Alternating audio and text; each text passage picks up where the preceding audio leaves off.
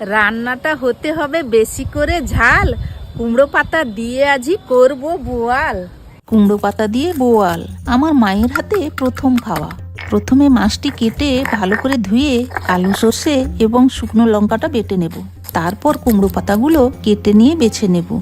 একটা পাত্রে মাছগুলো নিয়ে একে একে নুন, হলুদ, পেঁয়াজ বাটা, লঙ্কা বাটা, সর্ষে বাটা, রসুন বাটা ও সর্ষের তেল দিয়ে ম্যারিনেট করে নেব। একটা কুমড়ো পাতা হাতে ঘষে ম্যারিনেট করা মাছটি ওতে রেখে তার উপরে একটি কাঁচা লঙ্কা দিয়ে পাতাটি মুড়ে নিয়ে আঁচ জ্বালিয়ে কড়াইতে তেলে হালকা আঁচে ঢাকা দিয়ে 15 মিনিট ভালো করে ভেজে নিলেই রেডি কুমড়ো পাতা দিয়ে বোয়াল। গরম গরম ভাত আর তার সাথে কুমড়ো পাতা দিয়ে বোয়াল যদি সাথে থাকে তাহলে দুপুরটা জমে যাবে।